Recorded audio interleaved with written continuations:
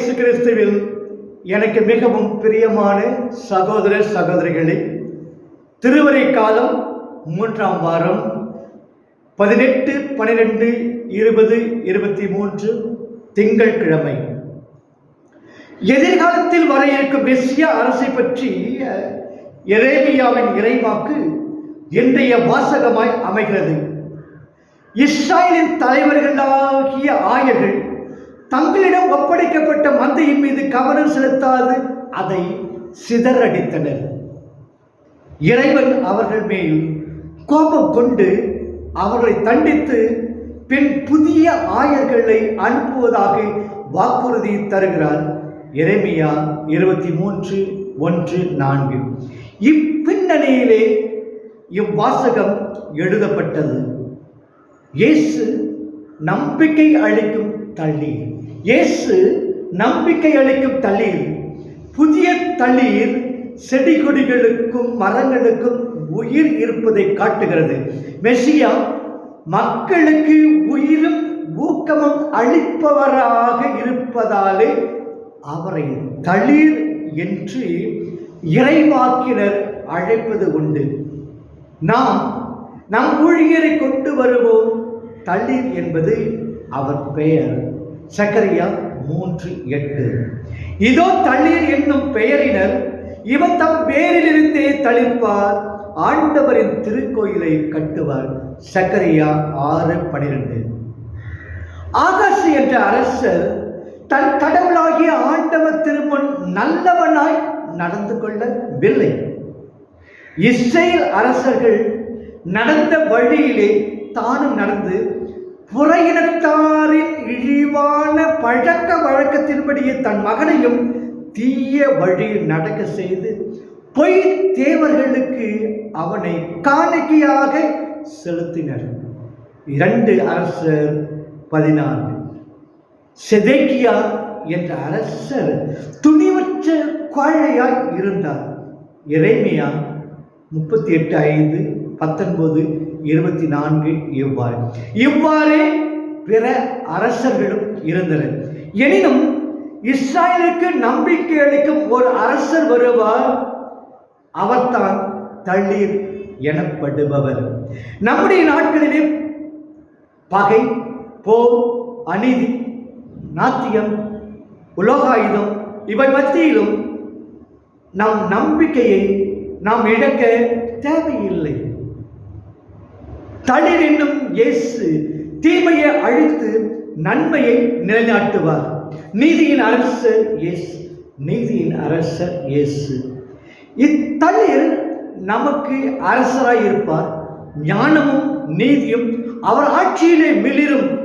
இறைஞானம் அவருடைய ஆட்சியின் அடித்தளமாய் இருப்பதால் நீதி அவ்வாட்சியின் விளைவாய் இருக்கும். அநீதி, அக்கிரமம், போர் முதலியவற்றை அகற்றி நீதி நியாயத்துடன் மக்களை அரசு செய்வார். அத்தகைய நீதி ஆட்சியின் கீழ் யூதா மீட்பு பெறும். இஸ்ராயல் நம்பிக்கையோடு வாழும். 23:6. இத்தகைய அரசருக்கு ஆண்டவர் நமது நீதி 23:6 என்பது பெயராய் அமையும். இவருடைய ஆட்சியிலே இஸ்ராயல் நீதியின் நகரம் என பெயர் பெறும். பிரமாணிக்கமுள்ள பட்டணம் என்று அழைக்கப்படும். எசாயா 1:26. இறைவனை நமக்கு நீதியாக இருக்கும்போது, நமக்கு நீதி வழங்கும் போது நாம் அச்சப்படுவதற்கு எதுவும் இல்லை. முறை செய்து காப்பாற்றும் மன்னவன் மக்களுக்கு இறை என்று வைக்கப்படும். முறை செய்து காப்பாற்றும் மன்னவன் மக்களுக்கு இறை என்று வைக்கப்படும். குறள் 388. நீதியின் பணியாளர் நாம் அனைவரும். அதே வேளையிலே நாம் இறைவனுக்கு நீதிக்கு ஏற்றவர்களாக வாழ வேண்டும். நாம் ஒவ்வொருவரும் நீதியின் நகரம், பிரமாணிக்கமுள்ள பட்டினம் என்ற பெயருக்கு ஏற்ற வாழ்க்கை நடத்த வேண்டும். நீதியோடு நாம் வாழ்ந்தால் மட்டும் போதாது, நீதிக்காக நீதிக்குரல் கொடுக்க வேண்டும். நீதியை நிலைநாட்ட நம் பெயரையும் உயிரையும் தியாகம் செய்ய தயங்கக்கூடாது. நீதியை நிலைநாட்டும் வேட்கை கொண்டோர் பேர் பெற்றோர். மத்தேயு 5:6. நீதியின் தளிர் இயேசு நம் உள்ளங்களிலும் நீதி தளரை வளர்ப்பாராக. நற்செய்தி மத்தேயு 1:18-24. இயேசுவின் பிறப்பு பற்றி தம் மரியாவிடம் கேட்டறிந்தவற்றை மத்தேயுவும் லூக்காவும் குறிப்பிடுகின்றனர் என்பார் ஆய்வாளர்கள். மத்தேயு தன் நற்செய்தியை சிறப்பாக யூத மக்களுக்காக எழுதினார். எனவே பழைய ஏற்பாட்டு இறைவாக்குகளை எடுத்து கூறி அவை இயேசுவின் வாழ்வில் நிறைவேறியுள்ளதை சுட்டி காட்டுகிறார். மறு உருவான வார்த்தை தெய்வ திருமகனே என்பதை வலியுறுத்துகிறார். யோசேப்பு நீதிமான். யோசேப்புக்கும் மரியாவுக்கும் மனம் ஒப்பந்தம் முடிந்துவிட்டது. யூத மரப்படி இந்த காலத்தில் இவர்கள் கணவன் மனைவியாக கூடி வாழலாம். ஆனால் அப்படி வாழும் முன் மரியா கருவுற்றிருப்பதை யோசேப்பு அறிந்தார், அதிர்ச்சி அடைந்தார். எனினும் அவரை ஐயுற, அச்சமுற, தயக்கமுற அவரது மனம் இடம் தரவில்லை. அவர் நீதிமானானதால் தானே அவரை விட்டு விலகிவிட தீர்மானித்தார். மத்தேயு 1:19. அப்பொழுதுதான் ஆண்டவரின் தூதர் அவருக்கு கனவில் தோன்றிய கடவுளுடைய ஆவி தனி அருளால் மரியா தன் கருவிலே உருவிலானை கருதரித்து தாங்கியுள்ளார் என்று விளக்கம் அளிக்கிறார். 1:20. மரியா மீது யோசேப்பு மிகுந்த அக்கறை அதிகரிக்கிறது. அனைத்தையும் ஐயத்துடன் பார்க்கும் சமுதாயத்தில் யோசேப்பு ஒரு தனி ரகம் எனலாம்.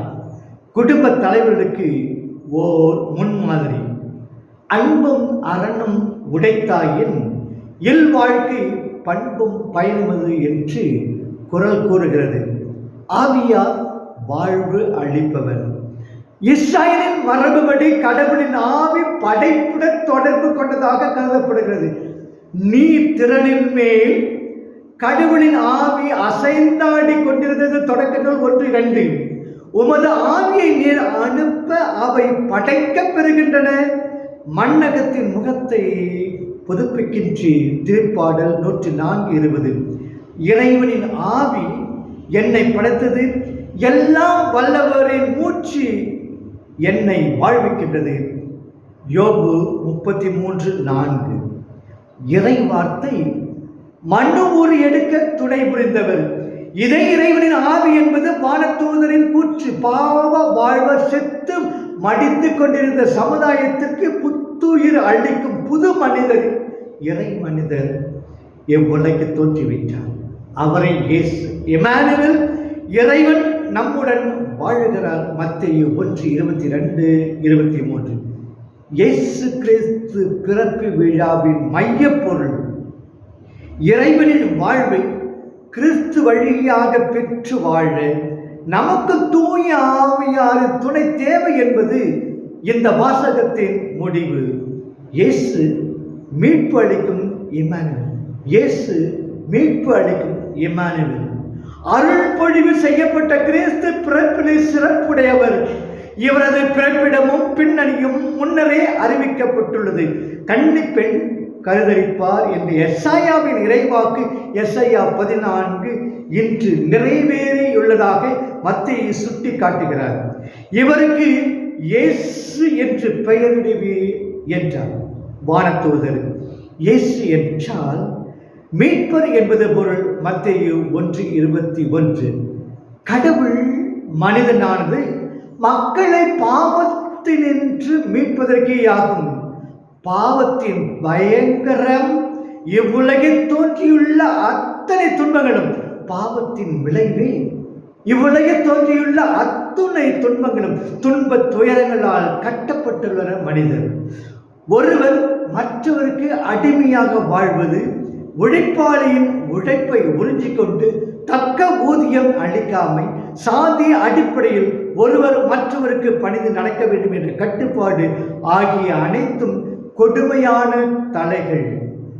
நாம் இயேசுவின் மீட்பால் அடிமைத்தன்மை நீங்கி இறைவனை தந்தாய் அப்பா என்று அழைக்கும் உரிமை பெற்றுள்ளோம், உரிமை பெற்றவர்கள். ரோமையர் 8:15, கலாத்தியர் 4:6. இயேசுவின் வருகையில் நாம் முழு விடுதலை அடைந்துள்ளோமா? இயேசுவின் சீடர்களாகிய நாம் மக்களின் முழு விடுதலைக்காக உழைக்கின்றோமா? பாவ தலையிலிருந்து விடுதலை அடைய ஏற்ற காலம் இதுவே. இம்மானுவேல், இறைவன் நம்மோடு இருக்க வேண்டுமானால் நாம் மனம் மாற வேண்டும். தூய ஆவியாருக்கு நம்மில் முதலிடம் கொடுக்க வேண்டும். முதலிடம் பெற, முதலிடம் கொடுக்க இந்த திருப்பலியில் நற்கருணை நாயகரிடம் மன்றாடுவோம். ஆண்டவர் இயேசு நம்மை நிறைவாக ஆசீர்வதிப்பாராக. ஆமென்.